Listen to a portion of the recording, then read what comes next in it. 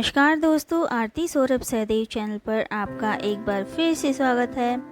तो आज हम फिर से लेकर आए हैं आपके लिए एक नई कहानी।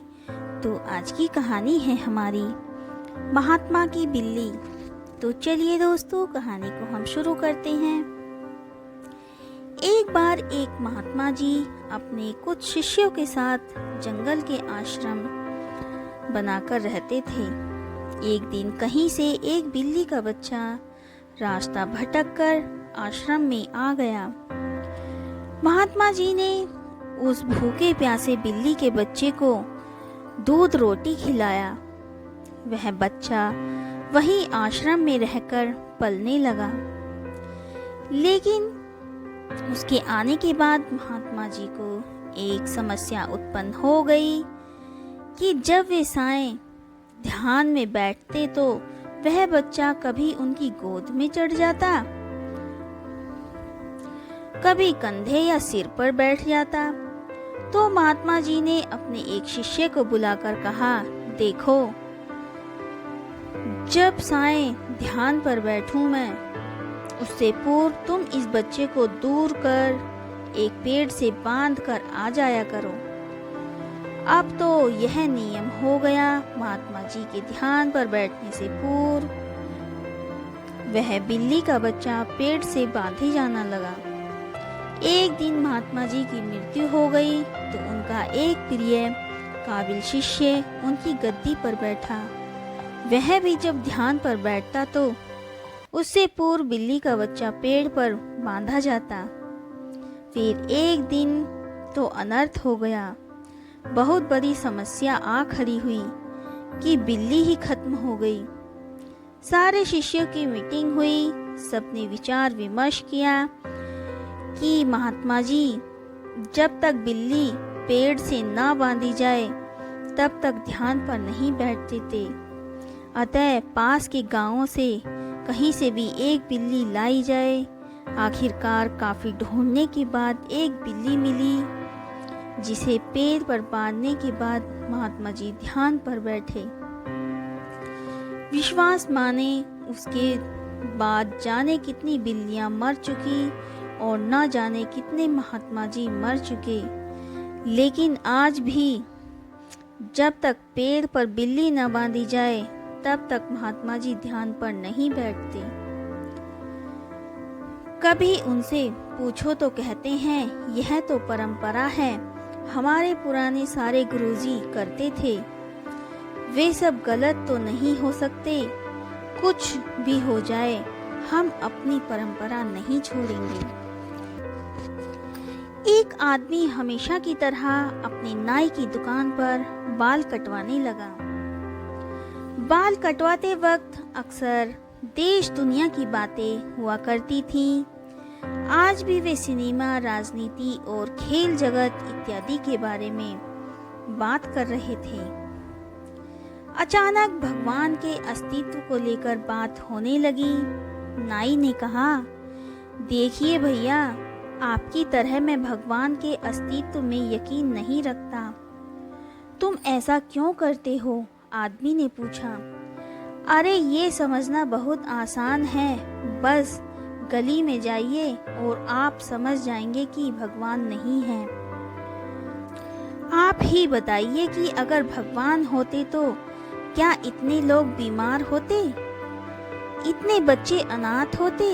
अगर भगवान होते तो किसी को कोई दर्द और कोई तकलीफ नहीं होती। नाई ने बोलना जारी रखा, मैं ऐसे भगवान के बारे में नहीं सोच सकता जो इन सब चीजों को होने दे।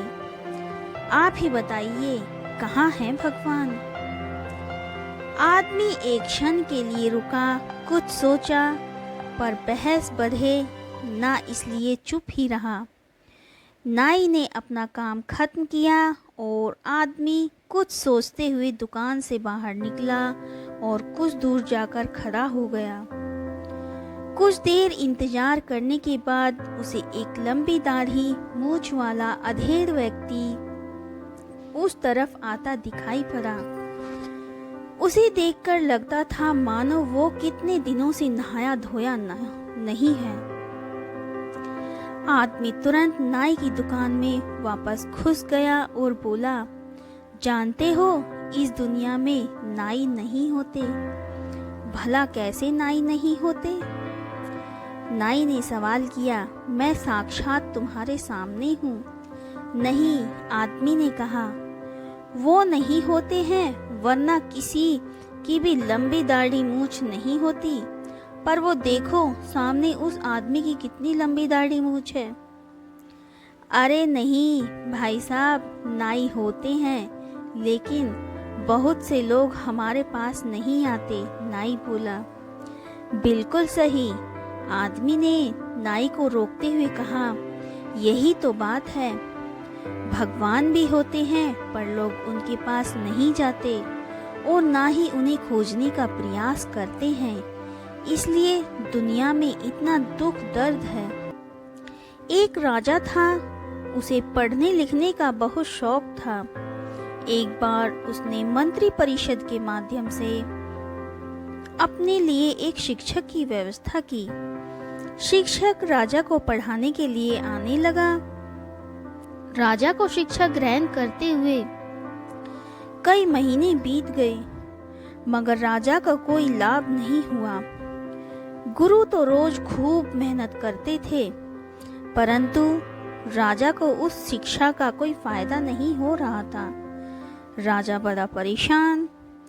गुरु की प्रतिभा और योग्यता पर सवाल उठाना भी गलत था, क्योंकि वो एक बहुत ही प्रसिद्ध और योग्य गुरु थे।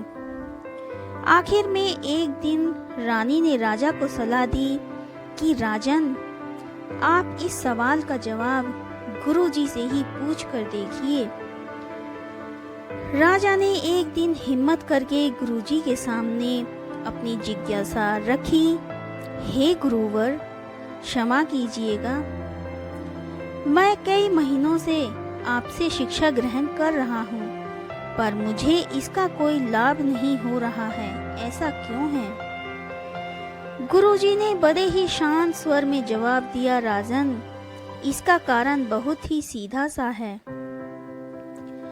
गुरुवर, कृपा करके आप शीघ्र इस प्रश्न का उत्तर दीजिए, राजा ने विनती की। गुरुजी ने कहा, राजन, बात बहुत छोटी है, परंतु आप अपने बड़े होने के अहंकार के कारण इसे समझ नहीं पा रहे हैं और परेशान और दुखी हैं। माना कि आप एक बहुत बड़े राजा हैं, आप हर दृष्टि से मुझसे पद और प्रतिष्ठा में बड़े हैं, परंतु यहाँ पर आपका और मेरा रिश्ता एक गुरु और शिष्य का है। गुरु होने के नाते मेरा स्थान आपसे उच्च होना चाहिए, परंतु आप स्वयं ऊंचे सिंहासन पर बैठते हैं और मुझे अपने से नीचे आसन पर बिठाते हैं। बस यही एक कारण है जिससे आपको न तो शिक्षा प्राप्त हो रही है और न ही कोई ज्ञान मिल रहा है।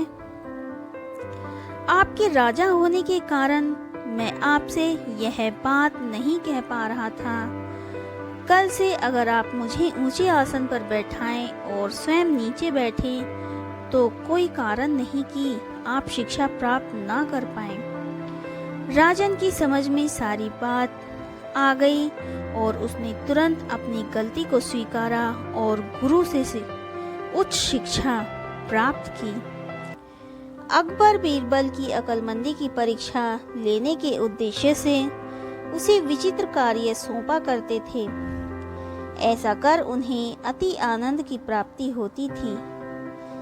एक दिन दरबार में राजकीय कार्यवाही के मध्य अचानक अकबर बीरबल से बोले, बीरबल, इस राज्य के 4 सबसे बड़े मूर्ख को हमारे सामने हाजिर करो। हम तुम्हें 1 महीने का समय देते हैं, परंतु इस काम में तुरंत लग जाओ। 1 माह पूर्ण होने के उपरांत वह 2 व्यक्तियों के साथ आकर अकबर के समक्ष उपस्थित हुआ। अकबर की दृष्टि जब 2 व्यक्तियों पर पड़ी तो वे बिफर गए। बीरबल ने, ये क्या तुम तो 2 ही मूर्खों को लेकर आए हो। हमने 1 महीने का वक्त दिया था तुम्हें 4 मूर्ख लाने के लिए।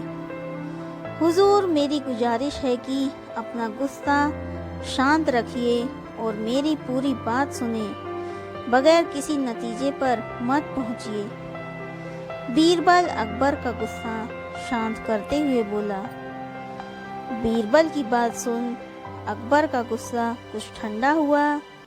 जहां पना, ये रहा पहला मूर्ख। इसकी मूर्खता का वर्णन सुनेंगे तो आप भी सोचेंगे कि ऐसे लोग भी होते हैं इस दुनिया में।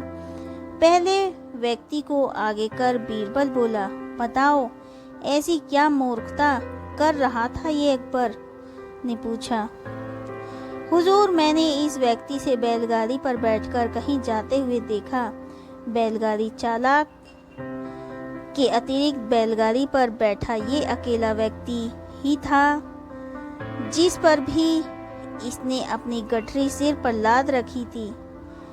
चकित होकर जब मैंने कारण पूछा तो ये कहने लगा कि गठरी बैलगाड़ी पर रख दूंगा तो बैल के ऊपर बोझ बढ़ जाएगा, इसलिए मैंने गठरी अपने सिर पर रख दी।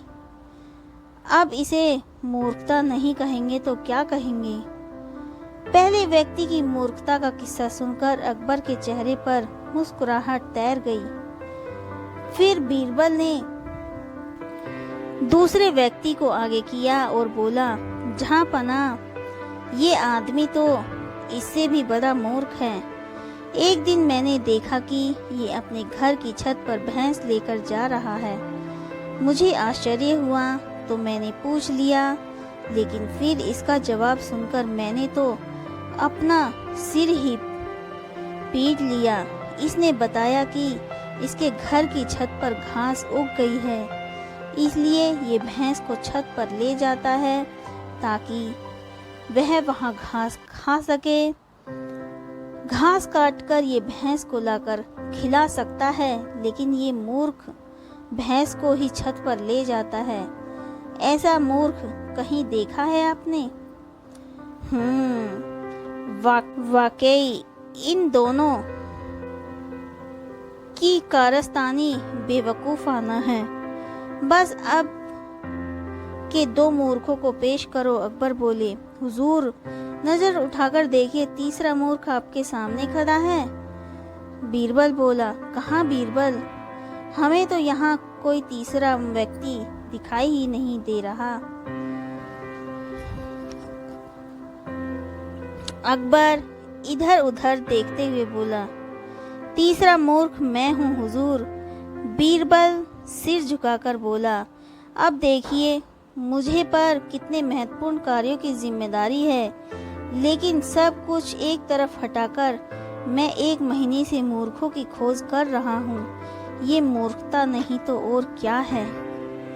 बीरबल की बात सुनकर अकबर सोच में पड़ गए। फिर बोले, और चौथा मूर्ख? गुस्ताखी माफ हो हुजूर, पर चौथे मूर्ख आप हैं। आप हिंदुस्तान के शहंशाह हैं। इतने बड़े साम्राज्य का भार आपके कंधों पर है। प्रजा के हित के जाने कितने कार्य आपको करवाने हैं, लेकिन इन सबको दरकिनार कर आप 1 महीने से मुझसे 4 मूर्खों की तलाश करवा रहे हैं, तो चौथे मूर्ख आप हुए ना? कहते हुए बीरबल ने अपने कान पकड़ लिए। बीरबल का जवाब सुनकर अकबर को अपनी गलती का एहसास हो गया कि बेफिजूल में उन्होंने अपना और बीरबल का काफी वक्त बर्बाद कर दिया। एक दिन अकबर को पान खाने की तलब हुई। उन्होंने अपने खास पान वाले को बुलवाया और उसे पान पेश करने को कहा। पान वाले ने बिना देर किए पान बनाया और उसे अकबर को दे दिया। अकबर ने चुपचाप पान खाया। फिर पान वाले से बोले, जाओ आधा किलो चूना लेकर आओ। पान वाला तुरंत दुकान की ओर भागा। जिस रास्ते से वह दुकान की ओर जा रहा था, उसी रास्ते से बीरबल महल की ओर आ रहा था। उसने पान वाले को जल्दी जल्दी कहीं जाते हुए देखा तो पूछ लिया, कहो भाई, इतनी जल्दी कहाँ जा रहे हो? पान वाले ने बीरबल को पूरी बात बता दी। पूरी बात सुनने के बाद बीरबल बोला, ठीक है भाई, तुम जाओ दुकान से चूना खरीद कर लाओ, लेकिन एक बात ध्यान रखना, बादशाह सलामत के पास जाने से पहले ढेर सारा घी पी कर जाना। पान वाले को बीरबल की ये बात समझ नहीं आई।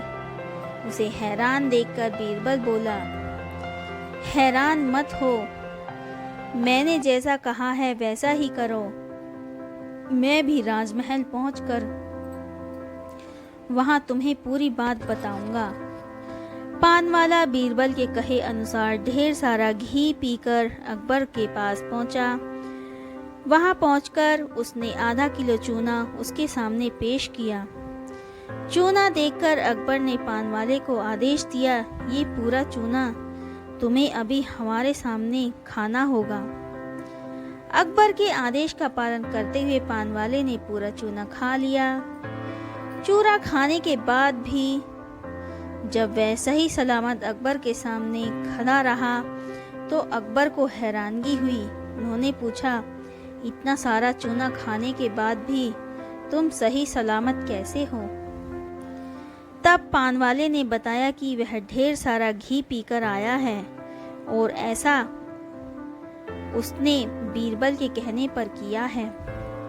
अकबर ने बीरबल की ओर नजर घुमाई तो बीरबल बोल पड़ा, जब मुझे पान वाले ने बताया कि पान खाने के बाद आपने बिना कुछ कहे उसे आधा किलो चूना लाने के लिए कहा है, तो मुझे शक हुआ कि गलती से उसने पान में ज्यादा चूना डाल दिया होगा और आपके मुंह में छाले हो गए होंगे। सबक सिखाने के लिए आपने उसे इतना चूना लाने के लिए कहा होगा हुजूर। इतना चूना खाने के बाद बेचारा पान वाला जान से जाता। माना इससे गलती हुई है, पर इतनी बड़ी सजा का हकदार ये नहीं था। इसलिए मैंने चूने का असर कम करने के लिए इससे घी पीकर आपके सामने हाजिर होने को कहा था।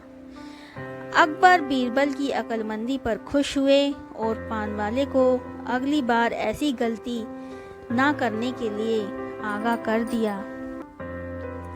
किसी राज्य में एक प्रतापी राजा हुआ करता था। वो राजा रोज सुबह उठकर पूजा पाठ करता और गरीबों को दान देता। अपने इस उदार व्यवहार और दया की भावना की वजह से राजा पूरी जनता में बहुत लोकप्रिय हो गया। रोज सुबह दरबार खुलते ही राजा के यहाँ गरीब और भिखारियों की लंबी लाइन लग जाती थी। राजा हर इंसान को संतुष्ट करके भेजते थे। किशन और गोपाल नाम के दो गरीब भिखारी रोज राजा के यहाँ दान लेने आते थे। किशन और गोपाल राजा जब किशन को दान देता तो किशन राजा की बहुत वाहवाही करता और राजा को दुआएं देता। वहीं जब राजा गोपाल को दान देता तो वह हर बार एक बात ही बोलता, हे ईश्वर, तू बड़ा दयालु है, तूने मुझे इतना सब कुछ दिया। राजा को उसकी बात थोड़ी बुरी लगती। राजा सोचता कि दान मैं देता हूँ और ये गुणगान उस ईश्वर का करता है। एक दिन राजकुमारी का जन्मदिन था। उस दिन राजा ने दिल खोल कर दान दिया।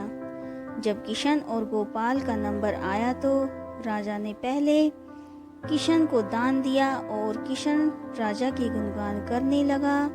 लेकिन राजा ने जैसे ही गोपाल को दान दिया, वो हाथ ऊपर उठा के बोला, हे ईश्वर, तू ही अन्नदाता है।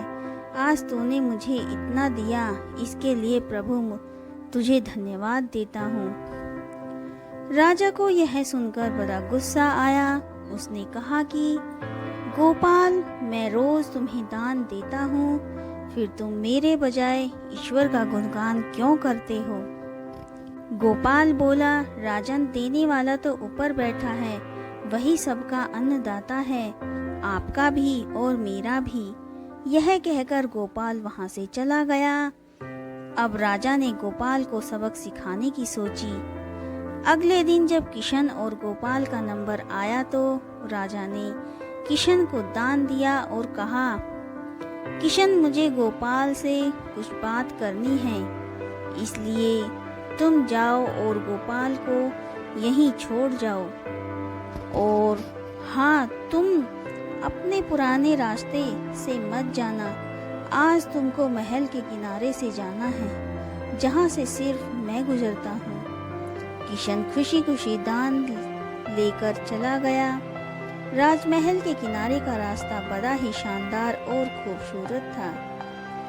संयोग से राजा ने उस रास्ते में एक चांदी के सिक्के से भरा घड़ा रखवा दिया। लेकिन किशन आज अपनी मस्ती में मस्त था। वो सोच रहा था कि राजा की मुझ पर बड़ी कृपा हुई, जो मुझको अपने राजमहल के रास्ते से गुजारा। यहाँ से तो मैं अगर आंख बंद करके भी चलूं तो भी कोई परेशानी नहीं होगी। यही सोचकर किशन आंखें बंद करके रास्ते से गुजर रहा था, लेकिन उसकी नज़र चांदी के सिक्कों से भरे घड़े पर नहीं पड़ी। थोड़ी देर बाद राजा ने गोपाल से कहा कि अब तुम जाओ, क्योंकि किशन अब जा चुका होगा, लेकिन तुमको भी उसी रास्ते से जाना है जिसको किशन गया है। गोपाल धीमे कदमों से ईश्वर का धन्यवाद करते हुए आगे बढ़ चला। अभी थोड़ी दूर ही गया होगा कि उसकी नज़र चांदी के सिक्कों के घड़ों पर पड़ी। गोपाल घड़ा पाकर बहुत खुश हुआ। उसने कहा, ईश्वर, मेरी तुझ पर बड़ी कृपा है। तूने मुझे इतना धन दिया। और वो घड़ा लेकर घर चला गया। अगले दिन फिर से जब गोपाल और किशन का नंबर आया तो राजा को लगा कि किशन घड़ा ले जा चुका होगा। इसलिए उसने किशन से पूछा, क्यों किशन, कल का रास्ता कैसा रहा? राह में कुछ मिला या नहीं? किशन ने कहा, महाराज, रास्ता इतना सुंदर था कि मैं तो आंखें बंद करके घर चला गया, लेकिन कुछ मिला तो नहीं। फिर राजा ने गोपाल से पूछा तो उसने बताया कि राजा, कल मुझे चांदी के सिक्कों से भरा घड़ा मिला है। ईश्वर ने मुझ पे बड़ी कृपा की। राजा किशन से बड़ा गुस्सा हुआ। उसने कहा कि आज मैं तुझे धन नहीं दूंगा, बल्कि एक तरबूज दूंगा। किशन बेचारा परेशान तो था, लेकिन कहता भी तो क्या। चुपचाप तरबूज लेकर चल पड़ा। उधर राजा ने तरबूज को रोजाना की तरह कुछ दान में दिया। किशन ने सोचा कि इस तरबूज में क्या करूंगा, और यही सोचकर वो अपना तरबूज एक फल वाले को बेच गया। अब जब गोपाल रास्ते से गुजरा, उसने सोचा कि घर कुछ खाने को तो नहीं है, क्यों ना बच्चों के लिए एक तरबूज ले लिया जाए। तो गोपाल फल बेचने वाले से वही तरबूज खरीद लाया जिसे किशन ने बेच दिया था। अब जैसे ही घर आकर गोपाल उस तरबूज को काटा तो देखा उसके अंदर सोने के सिक्के भरे हुए थे। गोपाल ये देखकर बड़ा प्रसन्न हुआ और ईश्वर का धन्यवाद देते हुए बोला, हे ईश्वर, आज तूने मेरी गरीबी दूर कर दी। तू बड़ा दयालु है, सबका अन्नदाता है। अगले दिन जब राजा दान दे रहा था तो उसने देखा कि केवल अकेला किशन ही आया है, गोपाल नहीं आया। उसने किशन से पूछा तो किशन ने बताया कि कल भगवान की कृपा से गोपाल को एक तरबूज मिला जिसके अंदर सोने के सिक्के भरे हुए थे। वह गोपाल तो अब संपन्न इंसान हो चुका है। किशन की बात सुनकर राजा ने भी अपने हाथ आसमान की ओर उठाए और बोला, हे ईश्वर, वाकई तू ही अन्नदाता है। मैं तो मात्र एक जरिया हूँ, तू ही सबका पालनहार है। राजा को अब सारी बात समझ आ चुकी थी। तेनालीराम ने जिस कुत्ते की दुम सीधी कर दी थी, वह बेचारा कमजोरी की वजह से 1-2 दिन में मर गया। इसके बाद अचानक तेनालीराम को जोरों का बुखार आ गया। एक पंडित ने घोषणा कर दी कि तेनालीराम को अपने पाप का प्रायश्चित करना पड़ेगा, नहीं तो उन्हें इस रोग से छुटकारा नहीं मिल पाएगा। तेनालीराम ने पंडित से इस पूजा में आने वाले खर्चे के बारे में पूछा। पंडित जी ने उन्हें 100 स्वर्ण मुद्राओं का खर्च बताया। लेकिन इतनी स्वर्ण मुद्राएं मैं कहाँ से लाऊंगा? तेनालीराम ने पंडित जी से पूछा। पंडित जी ने कहा, तुम्हारे पास जो घोड़ा है उसे बेचने से जो रकम मिले वह तुम मुझे दे देना। तेनालीराम ने शर्त स्वीकार कर ली। पंडित जी ने पूछा। पाठ करके तेनालीराम के ठीक होने की प्रार्थना की। कुछ दिनों में तेनालीराम बिल्कुल स्वस्थ हो गए, लेकिन वह जानते थे कि वह प्रार्थना के असर से ठीक नहीं हुए, बल्कि दवा के असर से ठीक हुए हैं। तेनालीराम पंडित जी को साथ लेकर बाजार गए। उनके साथ घर में घोड़े की लगाम थी और दूसरे में एक टोकरी। उन्होंने बाजार में घोड़े की कीमत 1 आना बताई और कहा, जो इस घोड़े को खरीदना चाहता है उसे यह टोकरी भी लेनी पड़ेगी, जिसकी मूल्य है 100 स्वर्ण मुद्राएं। इस कीमत पर वे दोनों चीजें एक आदमी से झट से खरीद ली। तेनालीराम ने पंडित जी की हथेली पर 1 आना रख दिया, जो घोड़े की कीमत के रूप में उसे मिला था। 100 स्वर्ण मुद्राएं उन्होंने अपनी जेब में डाल ली और चलते बने।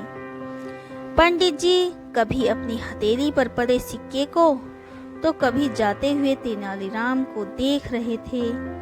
बीजापुर के सुल्तान इस्माइल आदिल शाह को डर था कि राजा कृष्णदेव राय अपने प्रदेश रायचूर और मदकल को वापस लेने के लिए हम पर हमला करेंगे।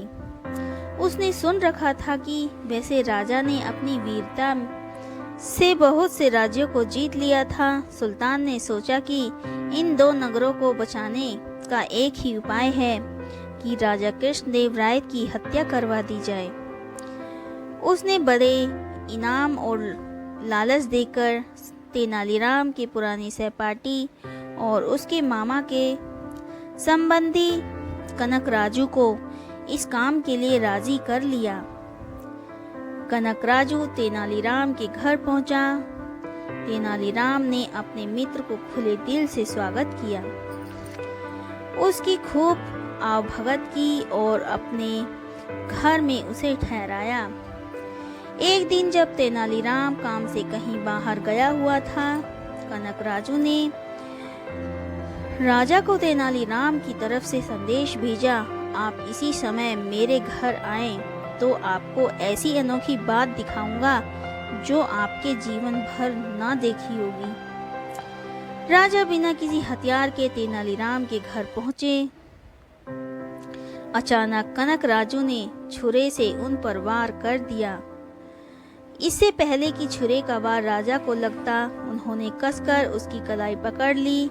उसी समय राजा के अंगरक्षकों के सरदार ने कनकराजू को पकड़ लिया और वहीं उसे ढेर कर दिया। कानून के अनुसार राजा को मारने की कोशिश करने वालों को भी जो व्यक्ति आश्रय देता था उसे मृत्यु दंड दिया जाता था। तेनालीराम को भी मृत्यु दंड सुनाया गया। उसने राजा से दया की प्रार्थना की। राजा ने कहा, मैं राज्य के नियम के विरुद्ध जाकर तुम्हें क्षमा नहीं कर सकता। तुमने उस दुष्ट को अपने यहाँ आश्रय दिया। तुम कैसे मुझसे क्षमा की आशा कर सकते हो? हाँ, यह हो सकता है कि तुम स्वयं फैसला कर लो तुम्हें किस प्रकार की मृत्यु चाहिए। मुझे बुढ़ापे की मृत्यु चाहिए महाराज। तेनालीराम ने कहा। सभी आश्चर्यचकित थे। राजा हंसकर बोले, इस बार भी बच निकले तेनालीराम तुम। एक बार राजमहल में राजा कृष्णदेव राय के साथ तेनालीराम और राजपुरोहित बैठे थे। जाड़े के दिन थे। सुबह की धूप सेकते हुए तीनों बातचीत में व्यस्त थे। तभी एकाएक राजा ने कहा, जाड़े का मौसम सबसे अच्छा मौसम होता है। खूब खाओ और सेहत बनाओ।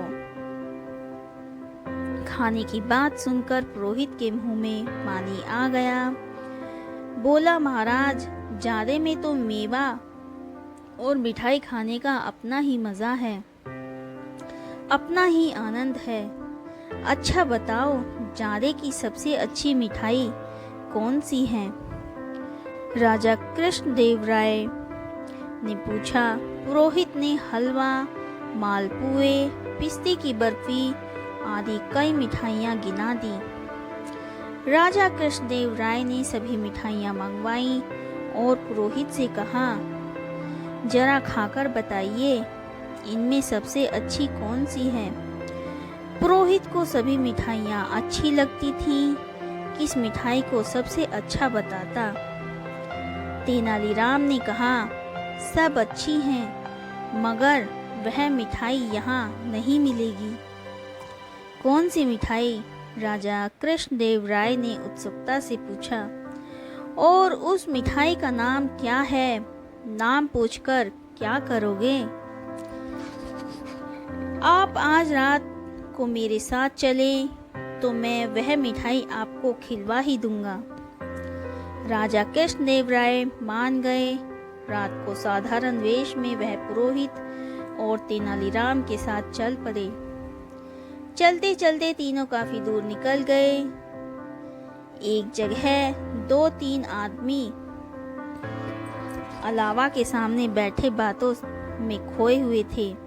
ये तीनों भी वहां रुक गए। इस वेश में लोग राजा को पहचान भी न पाए। पास ही कोलू चल रहा था।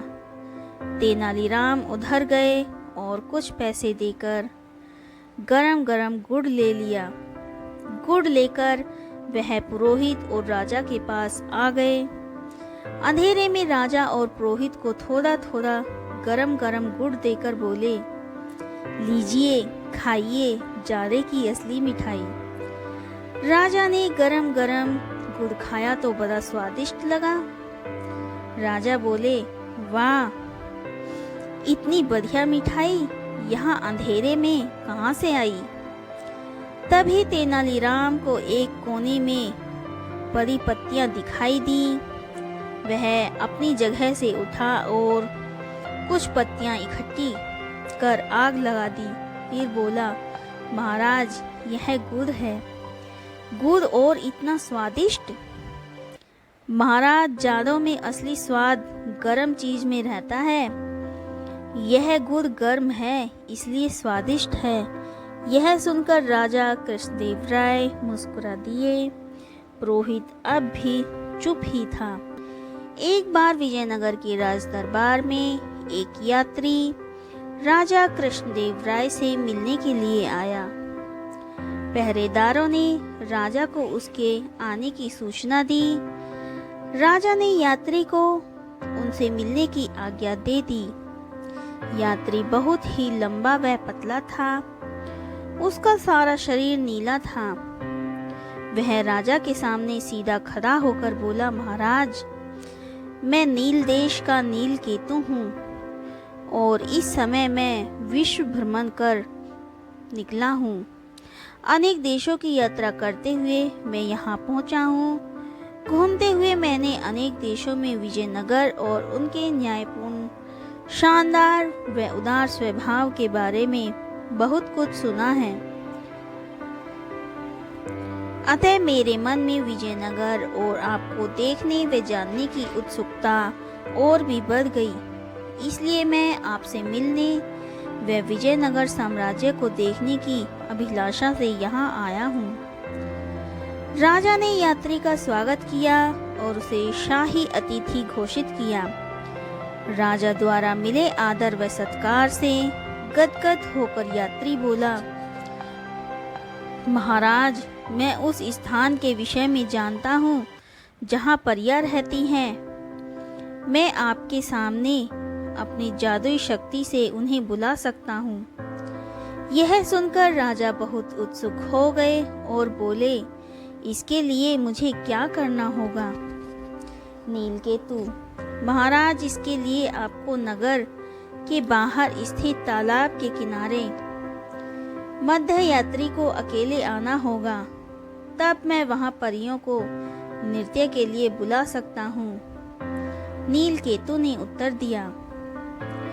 राजा उसकी बात मान गए। उसी रात मध्यरात्रि में राजा अपने घोड़े पर सवार होकर तालाब की ओर चल दिए। वहां पुराने किले से घिरा हुआ एक बहुत बड़ा तालाब था। राजा के वहां पहुंचने पर नीलकेतु पुराने किले से बाहर निकला और बोला, स्वागत है महाराज, आपका स्वागत है। मैंने सारी व्यवस्था कर दी है और पहले से ही परियों को यहाँ बुला लिया है। वे सभी किले के अंदर और शीघ्र ही आपके लिए नृत्य करेंगी। यह सुनकर राजा चकित हो गए। उन्होंने कहा था कि मेरी उपस्थिति में परियों को बुलाएंगे। यदि महाराज की यही इच्छा है तो मैं फिर से कुछ परियों को बुला लेता हूँ। अब अंदर चला जाए।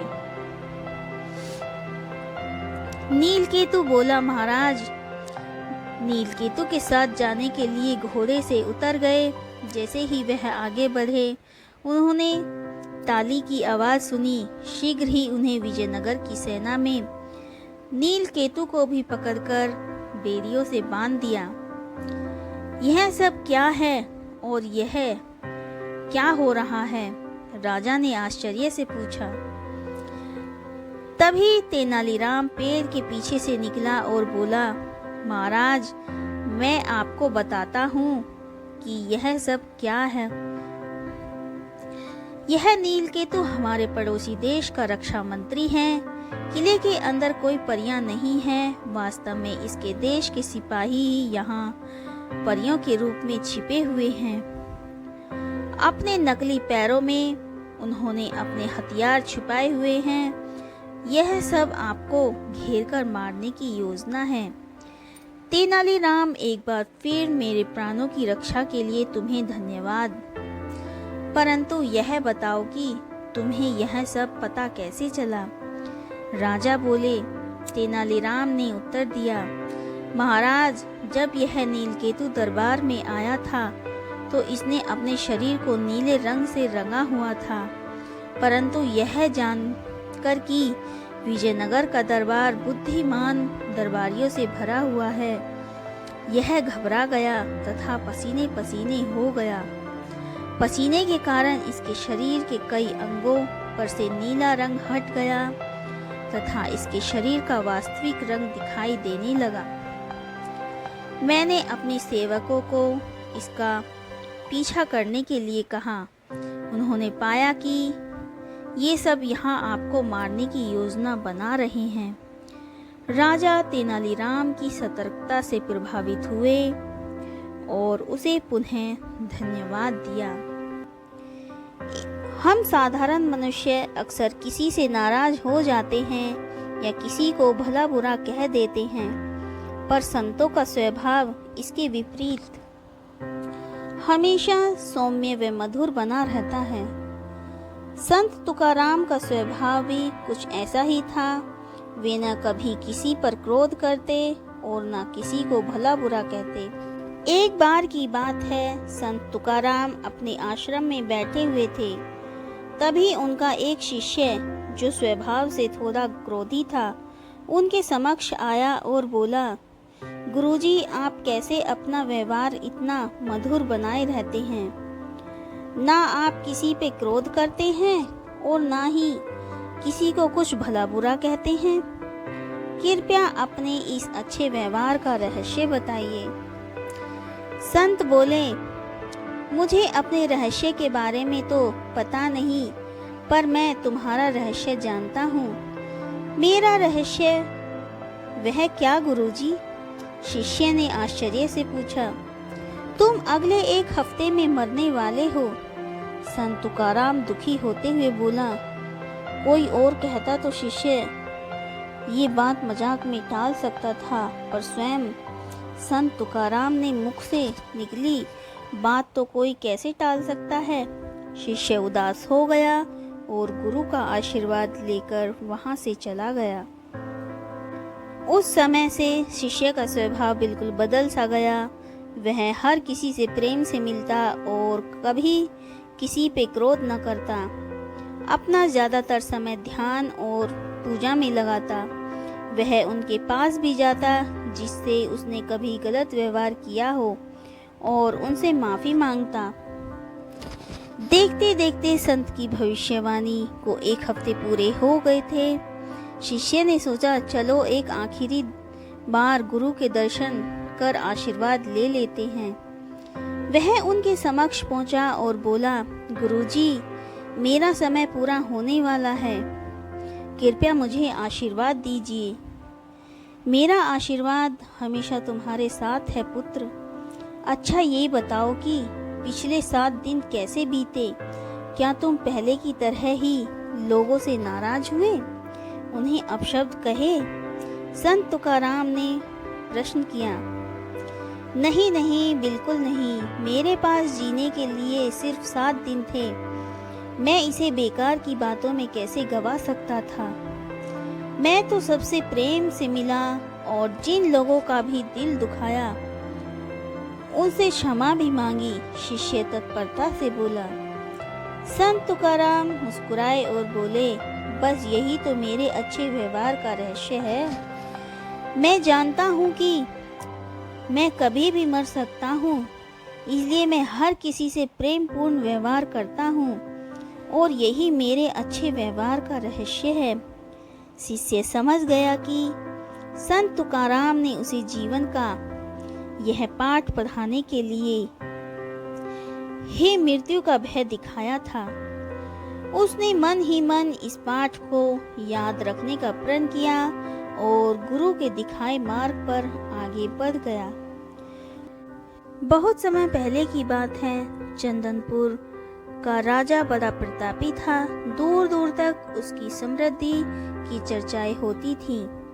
उसके महल में हर एक सुख सुविधा की वस्तु उपलब्ध थी, पर फिर भी अंदर से उसका मन अशांत रहता था। उसने कई ज्योतिषियों और पंडितों से इसका कारण जानना चाहा। बहुत से विद्वानों से मिला। किसी ने कोई अंगूठी पहनाई तो किसी ने यज्ञ कराए, पर फिर भी राजा का दुख दूर नहीं हुआ। उसे शांति नहीं मिली। एक दिन भेष बदलकर राजा अपने राज्य की सैर पर निकला। घूमते घूमते वह एक खेत के निकट से गुजरा। तभी उसकी नजर एक किसान पर पड़ी। किसान ने फटे पुराने वस्त्र धारण कर रखे थे और वह पेड़ की छांव में बैठकर भोजन कर रहा था।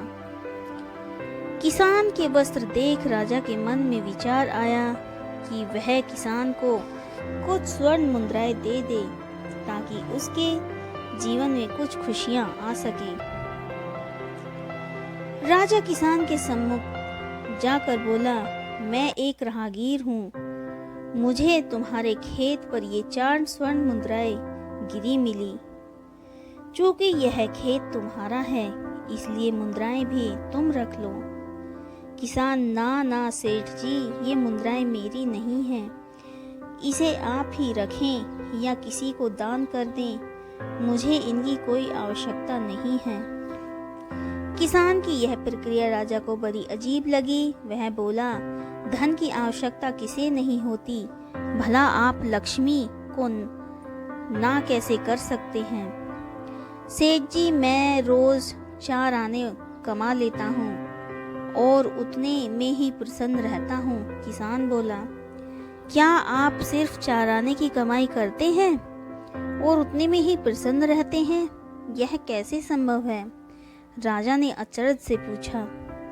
सेठ जी, किसान बोला, प्रसन्नता इस बात पर निर्भर नहीं करती कि आप कितना कमाते हैं या आपके पास कितना धन है। प्रसन्नता उस धन के प्रयोग पर निर्भर करती है। तो तुम इन 4 आने का क्या क्या कर लेते हो? राजा ने उपहार के लहजे में प्रश्न किया। किसान भी बेकार की बहस में नहीं पड़ना चाहता था। उसने आगे बढ़ते हुए उत्तर दिया,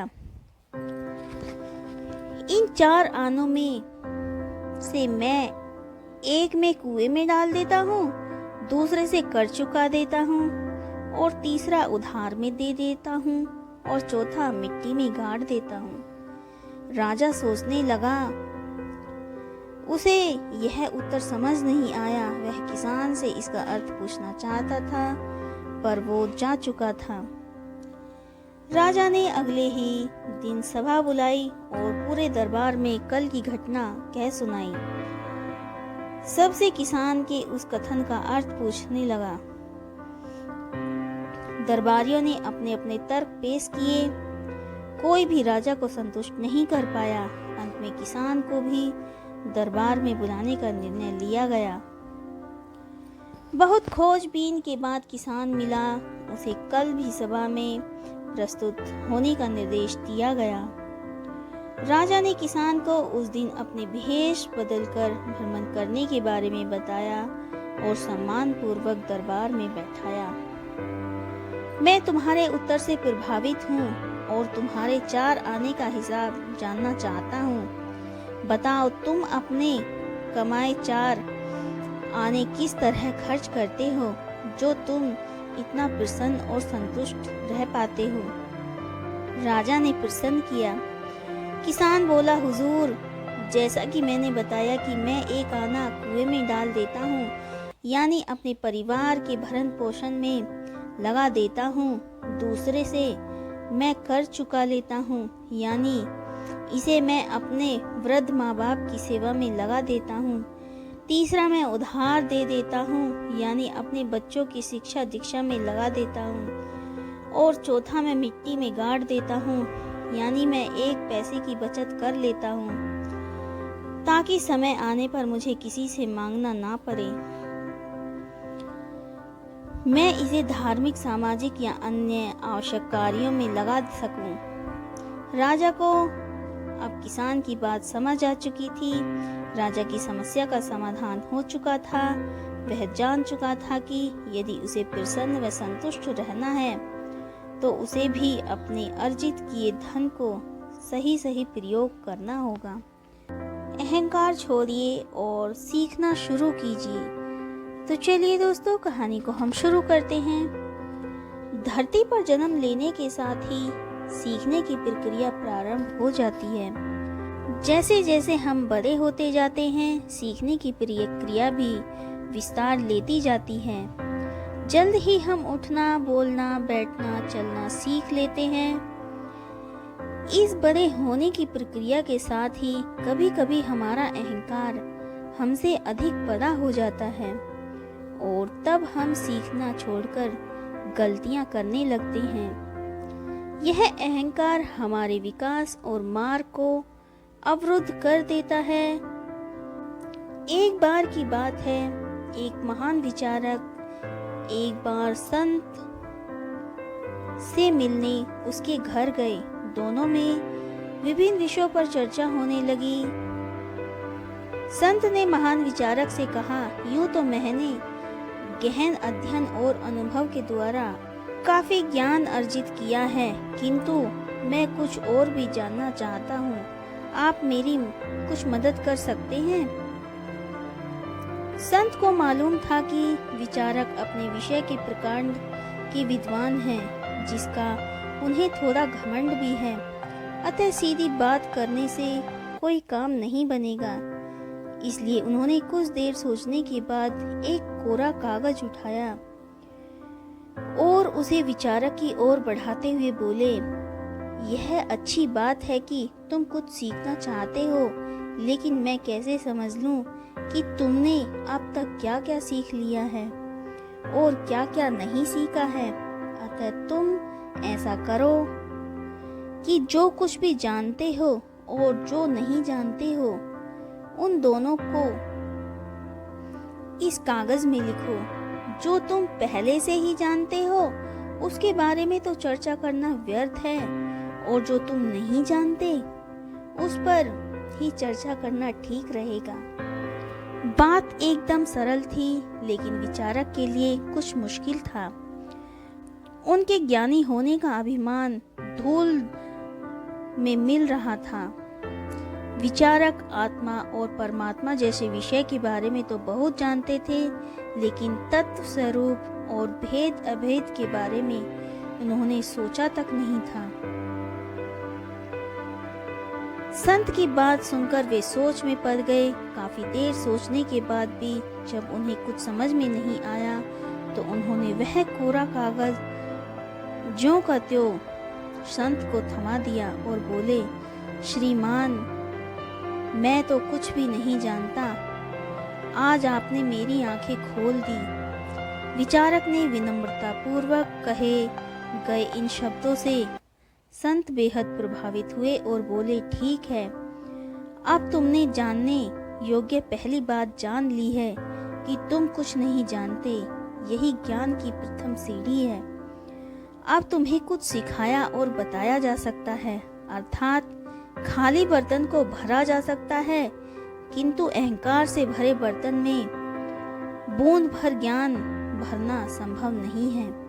अगर हम खुद को ज्ञान और को ग्रहण करने के लिए तैयार रखें तो ज्ञानार्जन के लिए सुपात्र बन सकेंगे। ज्ञानी बनने के लिए जरूरी है कि मनुष्य ज्ञान को पा लेने का संकल्प ले और वह केवल एक गुरु से ही स्वयं को ना बांधे, बल्कि उसे जहाँ कहीं भी अच्छी बातें पता चले उन्हें वो अवश्य ग्रहण करे। किसी राज्य में एक प्रतापी राजा हुआ करता था। वो राजा रोज सुबह उठकर पूजा पाठ करता और गरीबों को दान देता। अपने इस उदार व्यवहार और दया की भावना की वजह से राजा पूरी जनता में बहुत लोकप्रिय हो गया। रोज सुबह दरबार खुलते ही राजा के यहाँ गरीब और भिखारियों की लंबी लाइन लग जाती थी। राजा हर इंसान को संतुष्ट करके भेजते थे।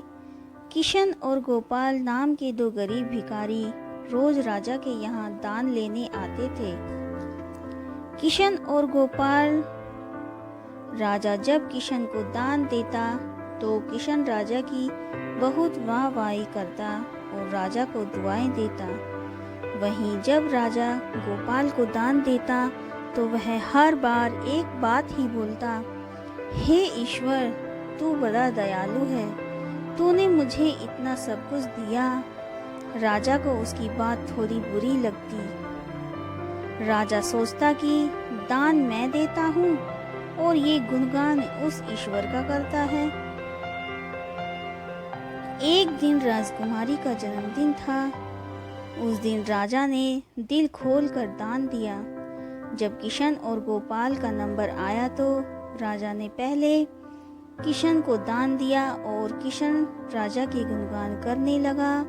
लेकिन राजा ने जैसे ही गोपाल को दान दिया, वो हाथ ऊपर उठा के बोला, हे ईश्वर, तू ही अन्नदाता है। आज तूने मुझे इतना दिया, इसके लिए प्रभु तुझे धन्यवाद देता हूँ। राजा को यह सुनकर बड़ा गुस्सा आया।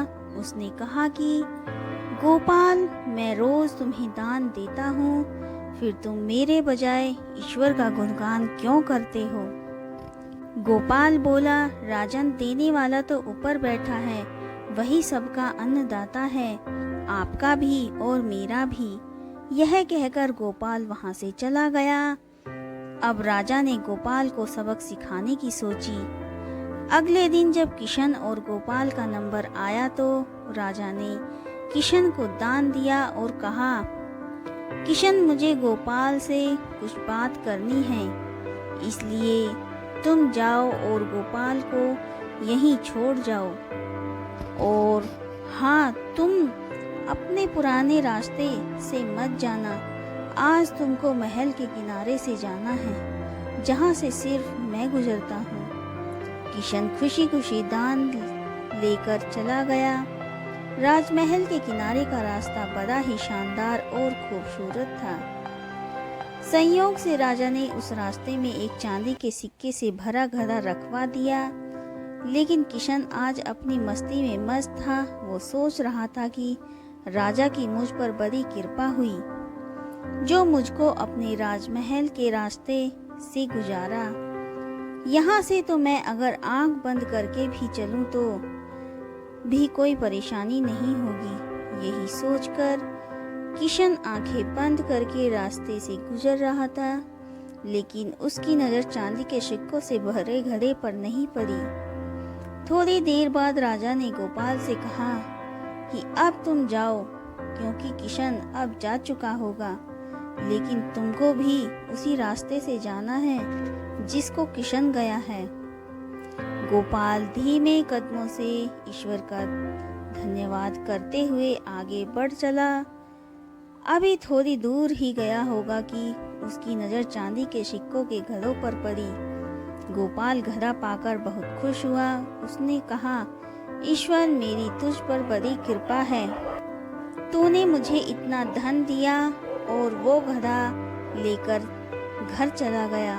अगले दिन फिर से जब गोपाल और किशन का नंबर आया तो राजा को लगा कि किशन घड़ा ले जा चुका होगा। इसलिए उसने किशन से पूछा, क्यों किशन, कल का रास्ता कैसा रहा? राह में कुछ मिला या नहीं? किशन ने कहा, महाराज, रास्ता इतना सुंदर था कि मैं तो आंखें बंद करके घर चला गया, लेकिन कुछ मिला तो नहीं। फिर राजा ने गोपाल से पूछा तो उसने बताया कि राजा, कल मुझे चांदी के सिक्कों से भरा घड़ा मिला है। ईश्वर ने मुझ पे बड़ी कृपा की। राजा किशन से बड़ा गुस्सा हुआ। उसने कहा कि आज मैं तुझे धन नहीं दूंगा, बल्कि एक तरबूज दूंगा। किशन बेचारा परेशान तो था, लेकिन कहता भी तो क्या। चुपचाप तरबूज लेकर चल पड़ा। उधर राजा ने तरबूज को रोजाना की तरह कुछ दान में दिया। किशन ने सोचा कि इस तरबूज में क्या करूंगा, और यही सोचकर वो अपना तरबूज एक फल वाले को बेच गया। अब जब गोपाल रास्ते से गुजरा, उसने सोचा कि घर कुछ खाने को तो नहीं है, क्यों ना बच्चों के लिए एक तरबूज ले लिया जाए। तो गोपाल फल बेचने वाले से वही तरबूज खरीद लाया जिसे किशन ने बेच दिया था। अब जैसे ही घर आकर गोपाल उस तरबूज को काटा तो देखा उसके अंदर सोने के सिक्के भरे हुए थे। गोपाल ये देखकर बड़ा प्रसन्न हुआ और ईश्वर का धन्यवाद देते हुए बोला, हे ईश्वर, आज तूने मेरी गरीबी दूर कर दी। तू बड़ा दयालु है, सबका अन्नदाता है। अगले दिन जब राजा दान दे रहा था तो उसने देखा कि केवल अकेला किशन ही आया है, गोपाल नहीं आया। उसने किशन से पूछा तो किशन ने बताया कि कल भगवान की कृपा से गोपाल को एक तरबूज मिला जिसके अंदर सोने के सिक्के भरे हुए थे।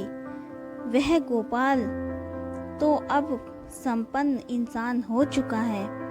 किशन की बात सुनकर राजा ने भी अपने हाथ आसमान की ओर उठाए और बोला, हे ईश्वर, वाकई तू ही अन्नदाता है। मैं तो मात्र एक जरिया हूँ, तू ही सबका पालनहार है। राजा को अब सारी बात समझ आ चुकी थी। तो दोस्तों, आज की कहानी हमारी यहीं पर समाप्त होती है। आज की कहानी आपको हमारी कैसी लगी, हमें कमेंट करके ज़रूर बताएं। अगर आपको हमारी कहानी पसंद आई हो तो उसे ज़्यादा से ज़्यादा लाइक और शेयर करें, और हमारे चैनल को सब्सक्राइब करना ना भूलें। धन्यवाद।